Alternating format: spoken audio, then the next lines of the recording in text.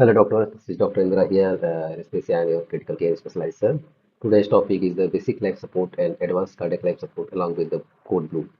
So, I want to speak in Hindi in the local language for Indian peoples, you know.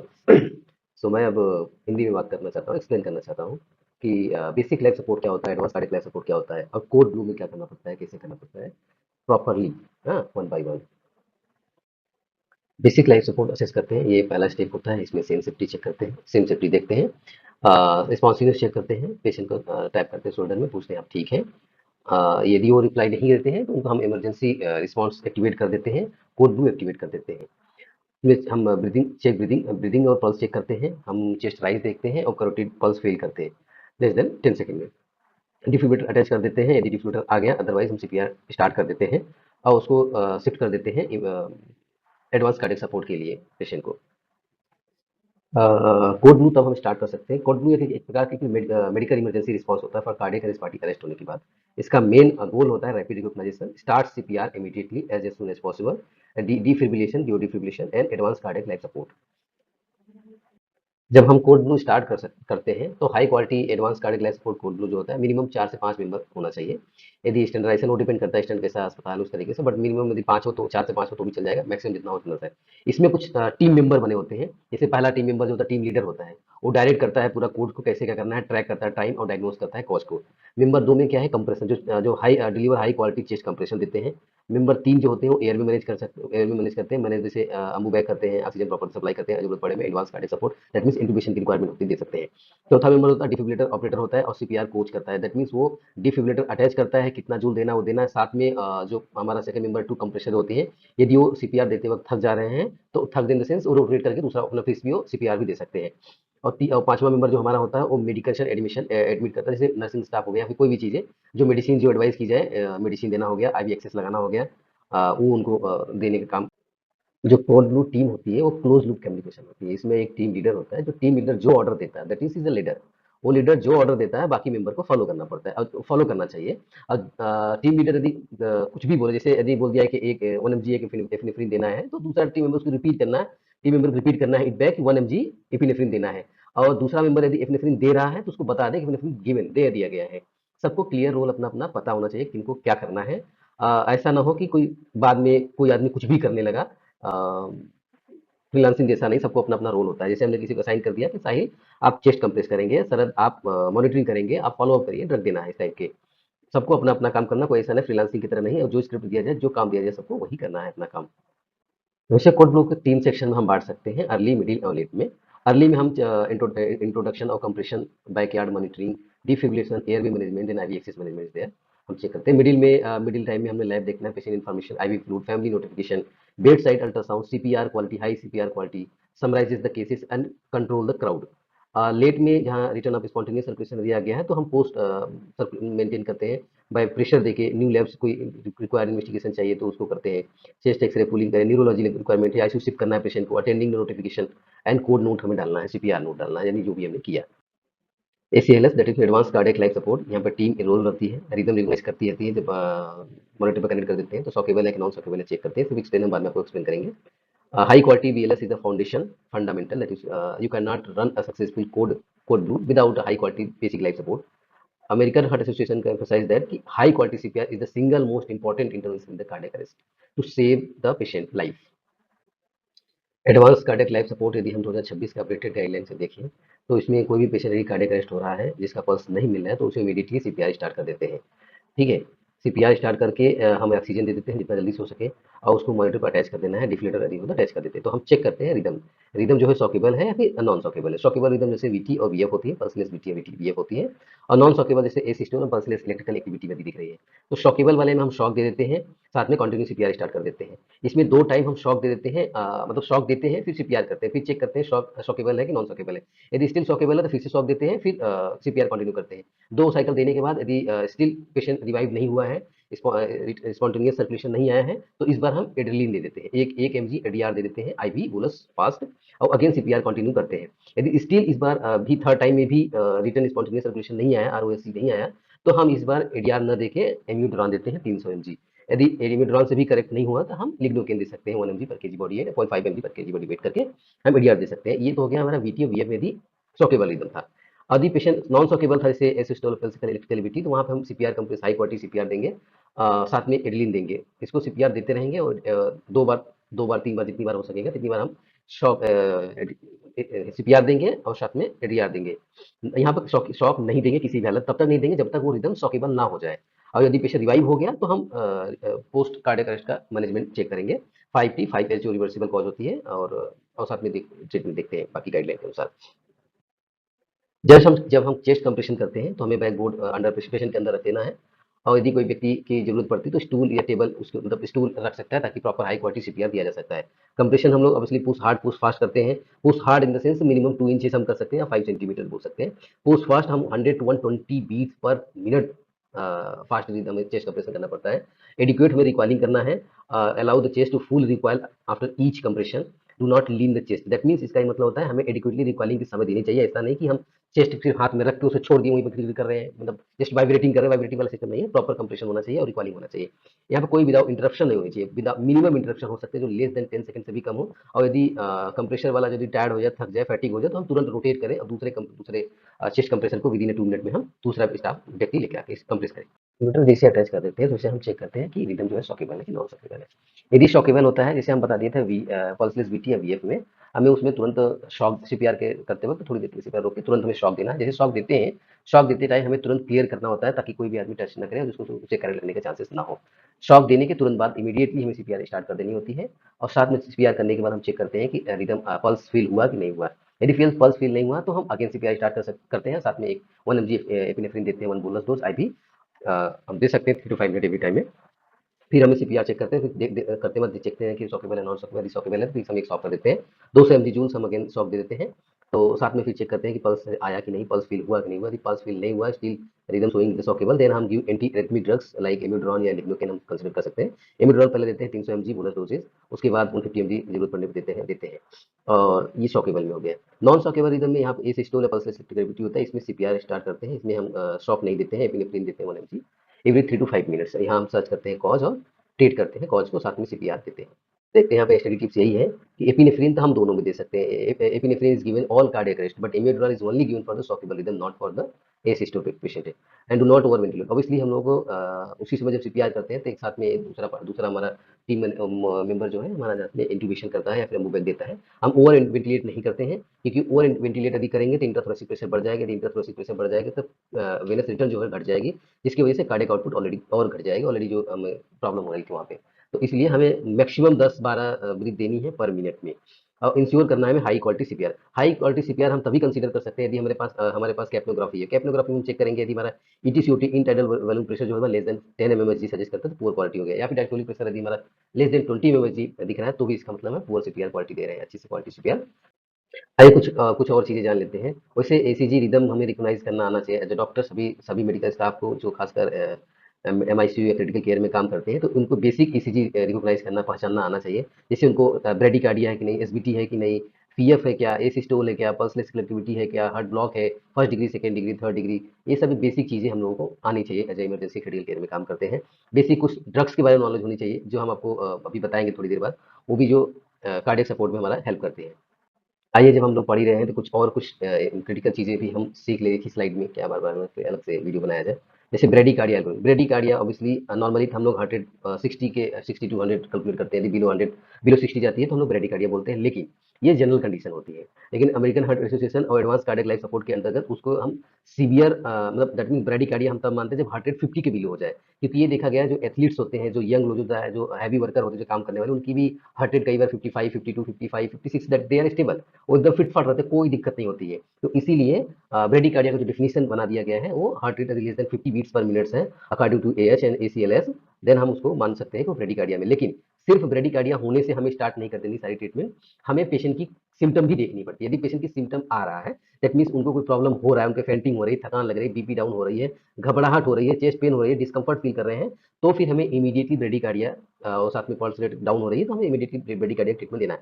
यहाँ पे patient obviously bradycardia, that means heart rhythm is there, heart rate is there, contractility is there, तो हमें यहाँ पे atropine देना है। यहाँ पे सीपीआर वगैरह कुछ करने की जरूरत नहीं होती, क्योंकि पेशेंट का हार्ट बीट चल रही है, अच्छा खासा चल रही है।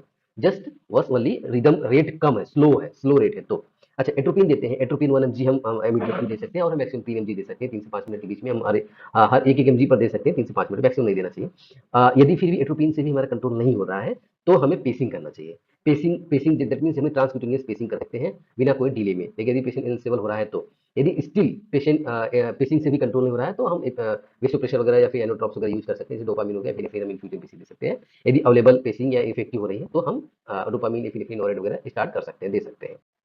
जैसे हम साइनस ब्रेडिकार्डिया एल्गोरिथम पढ़े, उसी से टैकीकार्डिया एल्गोरिथम पढ़ सकते हैं। टैकीकार्डिया हम तब करते हैं जब heart rate more than 100 beats होता है, लेकिन सिम्पटम अपीयर मेनली होता है 150 के ऊपर। 150 के ऊपर यदि हार्ट रेट किसी का है, टैकीकार्डिया है, तो हम पहले चेक करते हैं पेशेंट स्टेबल है कि अनस्टेबल है। यदि पेशेंट अनस्टेबल है तो हम इमीडिएट सिंक्रोनाइज कार्डियोवर्जन करते हैं। कार्डियोवर्जन दो प्रकार होते हैं, मेडिकल कार्डियोवर्जन, डिफ्यूजन कार्डियोवर्जन हो गया, इलेक्ट्रिकल डिसिंक्रोनाइजेशन कार्डियोवर्जन। सो इसको हम डिले नहीं करते, और स्टेबल है तो हमारे पास टाइम है, डायग्नोज कर सकते हैं कॉज क्या है, ट्रीट कर सकते हैं उसके अनुसार। यदि स्टेबल टैकीकार्डिया है विद नैरो की वायरस complain, that means SBT is there.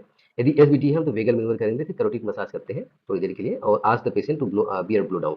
यदि उससे भी कंट्रोल नहीं हुआ तो हम एडिनोसिन 6 mg दे देते हैं, आईवी फ्लस देकर तुरंत देते हैं, क्योंकि एडिनोसिन का जो ड्यूरेशन ऑफ एक्शन होता है just within onset of duration 10 second होता है, इसलिए हमें इमीडिएटली हार्ट के पास में पुश करना पड़ता है। और यदि जो स्टिल रिवर्ट कन्वर्ट नहीं हुआ नॉर्मल साइनस रिदम या फिर कंट्रोल नहीं हुआ तो हम 12 mg भी एडिनोसिन दे सकते हैं आईवी में। इसमें क्या होता है, इसमें मेनली पेशेंट को कुछ देर के लिए बहुत चेस्ट टाइटनेस हो सकता है, फ्लशिंग हो सकता है, प्रॉब्लम होती है, और उससे ज़्यादा भी लगा तो रिक्वायरमेंट हम दे सकते हैं। यदि एसबीटी में वाइड क्यूआरएस कम्प्लेक्स दिखा है, दैट मीन्स वेंटिकुलर टैकीकार्डिया है। याद रखिए, वेंटिकुलर टैकीकार्डिया यहाँ पल्स है, यहाँ यदि पल्स है तो हमें मेडिकल ट्रीटमेंट देना है, दैट मीन्स ओनली इमिडोरान देना है 150 mg over 10 minutes, and get यदि रिक्वायरमेंट है 300 mg दे सकते हैं। लेकिन यदि पल्सलेस वेंटिकुलर टैकीकार्डिया है तो हमें सीपीआर देनी है। सीपीआर देके तुरंत उसको I mean according to code blue start करनी है, उससे वो सब चीज़ देखनी होती है। प्राइमरी सर्वे करते हैं, once you have stabilize the patient in unconscious या in arrest, move to primary survey. Like हम एयरवे चेक करते हैं, एयरवे पेटेंट है कि नहीं, do need airway, advance airway. Reading देखते हैं कि आर वेंटिलेशन इफेक्टिव इफेक्टिव है कि नहीं, is the rising chest rising the situation maintain कर रहा है कि नहीं। सर्कुलेशन में देखा हाई क्वालिटी सीपीआर चेक करेंगे, लाइक आईवी एक्सेस है कि नहीं, आईवी एक्सेस इंट्रोसियस एक्सेस दे सकते हैं, रिदम नॉर्मल आया, साइनस रिदम है कि साइनस रिदमिया है। डिसेबिलिटी चेक करते हैं, कोई न्यूरोलॉजिकल फंक्शन प्रॉब्लम तो नहीं हो गया, जैसे अलर्टनेस हो गया, चेंज आने अब ये भी मतलब alert voice pain unresponsive check हैं। एक्सपोजर देखते हैं, हम सब ऑब्वियसली पूरा क्लोथ के एक्सपोज करेंगे फिजिकल एग्जामिनेशन में, लेकिन हमें हाइपोथर्मिया से बचानी है। सेकेंडरी सर्वे में हम देखते हैं कि is the where any play detective, that means patient को साइन सिम्टम, कोई साइन सिम्टम्स का चेक करते हैं। ए से एलर्जी चेक कर सकते हैं, एम से मेडिकेशन क्या है, कोई प्रॉब्लम है क्या, पी से फास्ट फास्ट मेडिकल हिस्ट्री देखते हैं, एल से हम लास्ट उसका मील क्या था, ई से event leading up to the emesis, that means उसे हमें इमरजेंसी में event leading up to the emergency check करते हैं। हम जैसे सैंपल देखें उसी तरीके से 5 है, 5 टी रहता है, जो मोस्ट कॉमन रिसेप्शन फेल होने का चांसेस है। इसलिए हम लोग ज़्यादातर उसी को रिदम को करेक्ट करने के चक्कर में पड़े रहते हैं, कॉज को ट्रीट नहीं करते, तो पेशेंट चांसेस लूज भी या लूज चांसेस तो भी। हमें सब इसे 5H 5T से ध्यान देना है। 5H का मतलब होता है hypovolaemia, hypoxia, hydrogen concentration, hypokalaemia, hypothermia. Hypovolaemia low blood volume, हम यहाँ पे, और उसमें हमारा साइन सिम्टम इसलिए लो हार्ट रेट बहुत ज़्यादा हो जाए, that means rapid heart heart rate and narrow की वायरस कॉम्प्लेक्सेस है। सोल्यूशन हमें फ्लूइड देना है, blood, IV fluid etcetera. IV hypoxia में हमें लैक ऑफ ऑक्सीजन हो जाता है, तो इंश्योर हमें एयरवे मेंटेन रखना है, ऑक्सीजन फ्री करना है। हाइड्रोजन अनकंसंट्रेशन रेसिडोसिस मतलब रेस्पिरेटरी एसिडोसिस देयर। सो हम लोग प्रोलॉन्ग रिस्पिरेटरी फेलियर की वजह से रेस्पिरेटरी होने का चांसेस है, रेस्पिरेटरी एसिडोसिस होने का चांसेस है।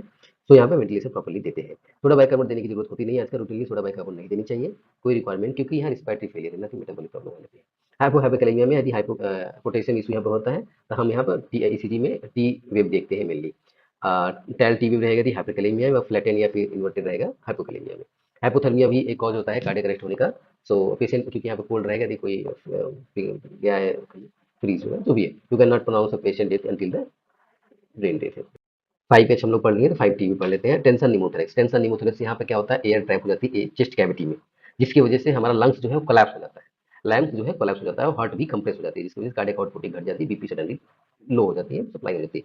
तो यहाँ पे ट्रैकिया डिलीट हो जाती है, उनसे ऑब्वियसली कंप्रेशन की वजह से लंग कोलैप्स हो जाता है, हार्ट कोलैप्स हो जाता है, ट्रैकिया कंप्रेस होकर अपोजिट डायरेक्शन में चला जाता है, तो अनइक्वल ब्रीथ साउंड हो जाए, एक साइड में ब्रीथ रहेगा, एक साइड में ब्रीथ नहीं रहेगा।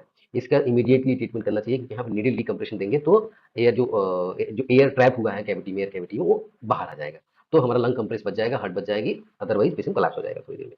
तो ये इसका ट्रीटमेंट है, needle decompression is the solution immediately. Cardiac tamponade का मतलब होता है पेरिकार्डियल सैक में यहाँ पे फ्लूइड जमा हो जाती है, तो हमारे हार्ट पे कंप्रेशन ज्यादा पड़ जाता है, fluid the pericardium sac squeezing the heart. So यहाँ muffle heart sound is there और distended neck vein is solution. Obviously इसमें पेरिकार्डियोसिंथेसिस करते हैं, यहाँ पर एक निडल जाते हैं पेरिकार्डियम में, वहाँ से फ्लूइड निकाल लेते हैं, तो जो कंप्रेशन पड़ रहा है, हार्ट प्रॉपर्टी कंप्रेस नहीं कर पा रहा, पंपिंग नहीं कर पा रही थी, तो वहाँ पे आसानी से कर लेगा। यदि कार्डियक अरेस्ट तब भी कोई टॉक्सिन ओवरडोजेस ले लें, कोई भी मेडिसिन खा ली ओवरडोजेस, ओपियाइड्स हो गया, बीटा ब्लॉकर्स हो गया, मॉर्फिन वगैरह थी, तो आप कार्डियक अरेस्ट होने के चांसेस। तो इसका ट्रीटमेंट ऑब्वियसली है, जो टॉक्सिन आपने लिया उसका एंटीडोट ले लीजिए, अवेलेबल हो गए। यदि थ्रोम्बोसिस है, पल्मोनरी थ्रोम्बोसिस हो गई, तो जैसे पल्मोनरी एम्बोलिज्म की वजह से, या फिर कोरोनरी थ्रोम्बोसिस हो गए जैसे मायोकार्डियल इन्फेक्शन की वजह से, तो उसका ट्रीटमेंट करके हम कार्डियक अरेस्ट होने से बचा सकते हैं। पोस्ट कोड ब्लू में जब हम पेशेंट को रिवाइव कर लेते हैं, तो हमें कोड ब्लू डीएक्टिवेट करना होता है। साथ में हमें यदि पेशेंट को रिटर्न ऑफ स्पॉन्टेनियस सर्कुलेशन आ गया, दैट मीन्स रिदम आ गई, मेंटेन हो गया, तो पेशेंट को हमें पोस्ट कार्डियक अरेस्ट को कैसे हमें मेंटेन करना है। तो हमें ऑक्सीजन लेवल मोर देन 92 रखना है, that means 92 to 98%। Blood pressure maintain रखना है, mean atrial pressure more than 65 MHG.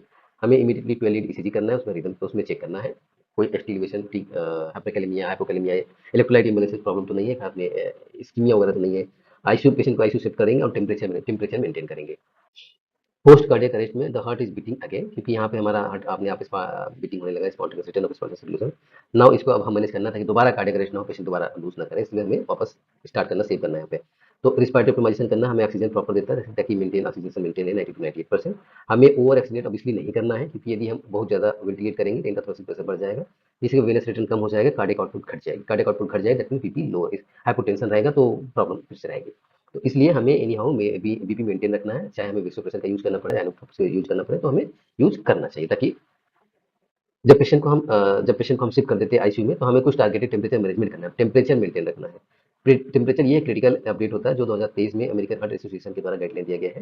ये सारे कमोटेज पेशेंट, जो बेहोश पेशेंट है, जो अनकॉन्शियस पेशेंट है, उसमें करते हैं, जो इस सिचुएशन से रिवाइव कर जाते हैं। टारगेटेड टेम्परेचर मैनेजमेंट, इसमें टारगेटेड क्या होता है, टारगेट ये है कि जो बॉडी टेम्परेचर होती है पेशेंट की, वो 32 से 37 के बीच में रखना है। ओवर हाइपर जरूरत से ज्यादा नहीं रखना, जरूरत से कम, हाइपोथर्मिया भी नहीं करना है, हाइपरथर्मिया भी नहीं करना है। सो हमें मेंटेन रखना है इसी में। कितने समय तक कर सकते हैं इसको, मिनिमम 24 आवर तक कर सकते हैं, इसमें जरूरी है, क्योंकि इसे होता क्या है, इसमें एक्चुअली ब्रेन इंजरी जो हमारा रिपरफ्यूजन होता है उससे हमें बचाती है ये। हाँ, कि अभी जब पेशेंट एक बार काफी देर तक प्रॉपर सप्लाई नहीं था ऑक्सीजन का, ब्लड सप्लाई का, तो यह इंजरी होने लगती है। यहाँ अब सप्लाई होने लगी तो रिपरफ्यूजन होने, ओवर परफ्यूजन होने की वजह से प्रॉब्लम हो सकती है, इसी वजह से। साथ में ये भी देखते हैं हम एक्यूट कोरोनरी सिंड्रोम होने का चाहिए, कि एक्यूट कोरोनरी सिंड्रोम में क्या होता है कि हम यहाँ ईसीजी कर 12 ईसीजी करते हैं, तो हम एसटी एलिवेशन से चेक करते हैं। यदि इस्कीमिया या वाई होने के चांसेस रहता है, तो उसको हम इमीडिएटली ट्रीट करते हैं। आप जानते हैं मोना एक निमोनिक्स होता है, M for morphine, morphine in the sense pain killer हम देते हैं, चाहे ओपियोइड्स हो।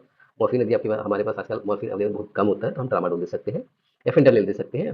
जो हमारे पास ओपियोइड से पेन किलर दे सकते हैं उसके, O for oxygen level, oxygen हम देते हैं। एन फॉर होता है नाइट्रोग्लिसरीन, ए फॉर होता है एस्पिरिन, तो ये इमीडिएटली हम दे देते हैं यदि विंडो पीरियड में है तो।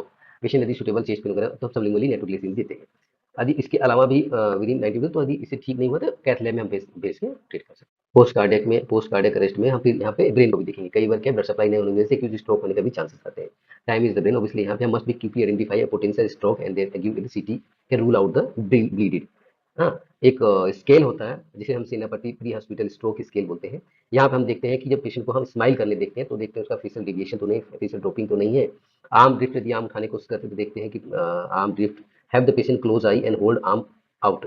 स्पीच देखते हैं जैसे you can't teach an old dog new tricks, the CT scan is the priority intervention, you need to know if the stroke is ischaemic है या हेमोरेजिक स्ट्रोक है। इस्केमिक है तो हम obviously फाइब्रोलाइटिक यदि दे देंगे, यदि within 3 to 3.5 that mean window period में यदि है, तब फाइब्रोलाइटिक्स दे सकते हैं। यदि हेमोरेजिक है तो यहाँ फाइब्रोलाइटिक नहीं देंगे, तो वो चीज़ें हमें ध्यान देनी है। अब हम लोग आप लोग को कुछ बताएंगे, कुछ इंपॉर्टेंट मेडिसिन जो यूज होते हैं कोड ब्लू में या फिर एडवांस कार्डियक लाइफ सपोर्ट में, जो सबसे ज़्यादा जरूरी है, जैसे कि एपिनेफ्रीन होती है। एपिनेफ्रीन का दूसरा नाम एड्रेलिन भी होती है, सेम ही चीज़ है दोनों। ये हमारा हार्ट रेट बढ़ाती है, ब्लड प्रेशर भी बढ़ाती है, इसलिए हम इसे कार्डियक अरेस्ट में यूज कर सकते हैं, जनरली 1 mg पर ml। और साथ में एडीआर का हम दो जगह यूज करते हैं, कोई एनाफिलैक्टिक शॉक हो गया, एनाफिलैक्सिस हो तो भी हम यूज कर सकते हैं। यदि ब्रेडिकार्डिया है या तो हाइपोटेंशन, तो भी यूज कर सकते हैं। एमिड्रोन दूसरा ड्रग्स होता है, एमिड्रोन एक एंटी एरिथमिक ड्रग्स होती है। एंटी एरिथमिक ये मेनली हम वेंट्रिकुलर टैकीकार्डिया, वेंट्रिकुलर फिब्रिलेशन में देते हैं। यदि कार्डियक अरेस्ट में हम, यदि कार्डियक अरेस्ट में 300 mg देते हैं, और अदरवाइज 150 mg देते हैं, और डिपेंड करता है ड्रिप में देते हैं। Adenosine second is the adenosine, यदि हमारा एसबीटी वगैरह है, SBT that mean supraventricular tachycardia है, जहां साइनस टैकीकार्डिया बस नैरो क्यूआरएस कॉम्प्लेक्सेस होते हैं, तो हम यहाँ पे एडिनोसिन देते हैं। एडिनोसिन 6 mg देते हैं इनिशियली, यदि उसे रिटर्न हो गया, हार्ट नॉर्मल आ गया तो ठीक है, अदरवाइज फिर हम 12 mg तक भी रिपीट करते हैं। यदि साइनस ब्रेडिकार्डिया है, सिम्प्टोमेटिक ब्रेडिकार्डिया है, तो हम एट्रोपिन से करेक्ट करते हैं या फिर वेगल मैन्यूवर देते हैं, जो थेरेपी मसाज अभी आपको बोला। अच्छा, और साथ में यदि एसबीटी या सॉरी एसबीटी वीएफ या बीटी को यदि हम ट्रीट करते हैं इम्यूड्रॉन से स्टिल कन्वर्ट नहीं होता, तो हम लिग्नोकेन यूज करते हैं। लिग्नोकेन हम अल्टरनेटिव, ये भी एक एंटी एरिथमिक ड्रग्स या लोकल एनेस्थेटिक्स होती है। अल्टरनेटिव टू इम्यूड्रॉन का यूज वीएफ या बीटी में यूज कर सकते हैं, करते हैं जनरली। कुछ अपडेट्स हैं जो 2025 के अंतर्गत अपडेट आए अमेरिकन हार्ट एसोसिएशन में। इसमें क्या है, कुछ मेडिसिन बहुत ज़्यादा लोग मिसयूज करते हैं, तो उसको लेके गाइडलाइन बनी है कि रूटीनली ये ड्रग्स नहीं देते हैं। जैसे routine administration of the calcium, calcium gluconate कोई रिक्वायरमेंट है नहीं। हम लोग सस्पेक्ट कर सकते हैं हाइपरकैलेमिया, लेकिन जरूरी नहीं है हमेशा हाइपरकैलेमिया ही हो। तो हाइपरकैलेमिया हमेशा नहीं होने की वजह से आप कैल्शियम ग्लूकोनेट हमेशा नहीं देना चाहिए, ना ही सोडा बाइकार्बोनेट हमेशा नहीं देना चाहिए। आप सस्पेक्ट कर सकते हैं मेटाबॉलिक एसिडोसिस सकते हैं, लेकिन मेनली पेशेंट प्रोलॉन्गली रिस्पायरेटरी फेलियर में रहता है, तो रिस्पायरेटरी एल्कोनोसिस, सॉरी रिस्पायरेटरी एसिडोसिस है, ना कि मेटाबॉलिक एसिडोसिस। तो आप सोडा बाइकार्बोनेट देने की जरूरत नहीं होती है। सेकंड क्या है, आप मैग्नीशियम को भी देने की जरूरत नहीं है, तो इसलिए रूटीनली हमें कैल्शियम, सोडा बाइकार्बोनेट, मैग्नीशियम की जरूरत नहीं होती है कार्डियक अरेस्ट में, अनलेस की कोई काज, जब तक सच में कोई कॉज ना हो। दूसरी क्या है, एपिनेफ्रिन हम तुरंत इमीडिएटली देना है, चाहे वो सॉकेबल हो चाहे नॉन सॉकेबल है। कोड ब्लू में चाहे सॉकेबल रिदम हो चाहे नॉन सॉकेबल रिदम है, इन दोनों में एपिनेफ्रिन देते हैं। ठीक है। बाकी इम्यूड्रोन सिर्फ सॉकेबल में देते हैं, नॉन सॉकेबल में नहीं देते हैं। अच्छा, seizure management post cardiac arrest में यदि किसी को सीजर हो रहा है आफ्टर स्पॉन्टेनियस में, तो हमें उसको ट्रीट करना है और साथ में ईईजी दैट मींस इलेक्ट्रोएन्सेफेलोग्राफी मॉनिटरिंग करके उस तरीके से ट्रीटमेंट देना है। यदि पेशेंट को कोई extra corporeal CPR using a bypass machine during CPR is reasonable for this. एक सबसे कॉमन क्वेश्चन आता है कि सीपीआर कितना देर तक करना चाहिए। एक्चुअली इसका कोई फिक्स टाइमिंग डोज नहीं, सब फिक्स टाइम नहीं होता कि कब तक सीपीआर करना चाहिए और सीपीआर करते करते कब हम डिक्लेयर करें पेशेंट डेथ हो गया है। एक्चुअली ये डिपेंड करता है टीम लीडर के ऊपर। फिर भी एक सिनेरियो दे सकता है, मोटा मोटी दे सकते हो कि यदि पेशेंट नॉन सॉकेबल है, पेशेंट यदि नॉन सॉकेबल है, दैट मीन्स एसिस्टोल है, इलेक्ट्रिकल पल्सेस इलेक्ट्रिकल एक्टिविटी जैसे दिख रहा है, तो आप मिनिमम मतलब कोशिश करिए 20 से 30 मिनट आप सीपीआर दीजिए, एपिनेफ्रिन देते रहिए। यदि स्टिल आप 20 से 30 मिनट तक ट्राई करने के बाद, कई बार सीपीआर देने के बाद सारा टीम टायर्ड हो जाती है, तो स्टिल यदि रिवाइव नहीं हुई, तो आप पेशेंट को डिक्लेयर कर सकते हैं there patient is not there. लेकिन यदि शॉकेबल रिदम है, पेशेंट शॉकेबल है, दैट मीन्स शॉक दे के भी रिदम को हम, हार्ट कॉन्ट्रिक्टिविटी बहुत फास्ट है, तो हम उसको थोड़ा सा लॉन्गर टाइम कर सकते हैं, 45 मिनट, कभी कभी 60 मिनट तक हम सीपीआर कर सकते हैं। साथ में मरीज कंटिन्यू सीपीआर दे सकते हैं, रिदम कन्वर्ट करने के लिए टाइम दे सकते हैं, ऐसे डिक्लेयर नहीं कर सकते पेशेंट एक्सपायर हो गया।